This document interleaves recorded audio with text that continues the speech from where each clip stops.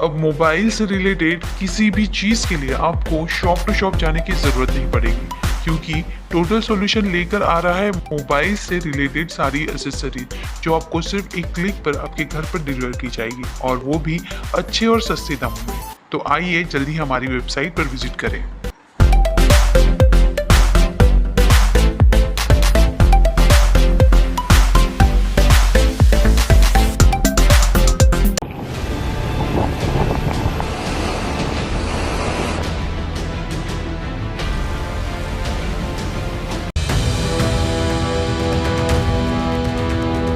Monsoon की विदाई के बावजूद देश भर में बारिश का दौर अभी थमा भी नहीं कि अब चक्रवात शक्ति तबाही मचाने के लिए आ रहा है।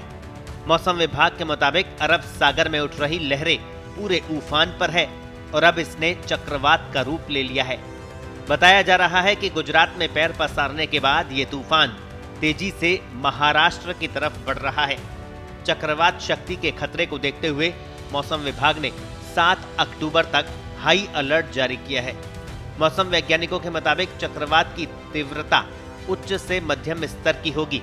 ऐसे में ये तटीय जिलों के साथ साथ विदर्भ, मराठवाड़ा और कोंकण क्षेत्र में भारी तबाही मचा सकता है।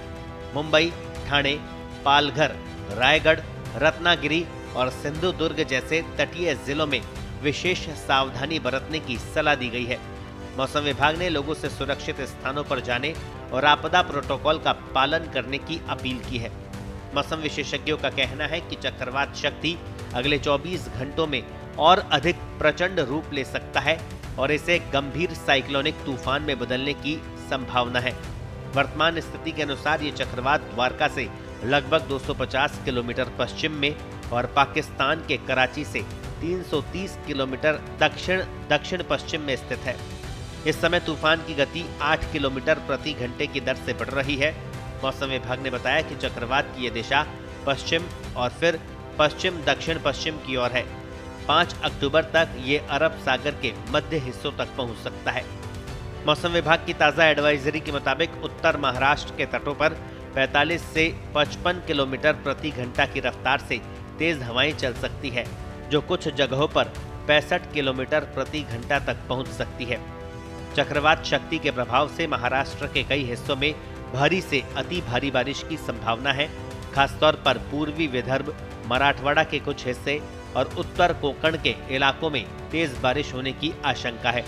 इस बारिश के कारण निचले इलाकों में बाढ़ की स्थिति बन सकती है। नदियां और नालों के उफान पर आने की भी संभावना है।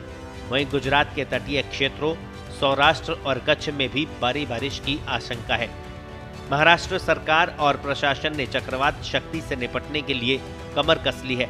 आपदा प्रबंधन प्रोटोकॉल को सक्रिय कर दिया गया है और तटीय और निचले इलाकों के लिए निकासी योजनाओं की समीक्षा की जा रही है। आपातकालीन सेवाओं को हाई अलर्ट पर रखा गया है। स्थानीय प्रशासन ने लोगों से सरकारी निर्देशों का पालन करने की अपील की। मछुआरों को समुद्र में नहीं जाने की भी अपील की है। पिछले कुछ वर्षों में अरब सागर में ताउते और बिपरजॉय जैसे तूफान बने थे, लेकिन बंगाल की खाड़ी की तुलना में अरब सागर में कम चक्रवात आते हैं।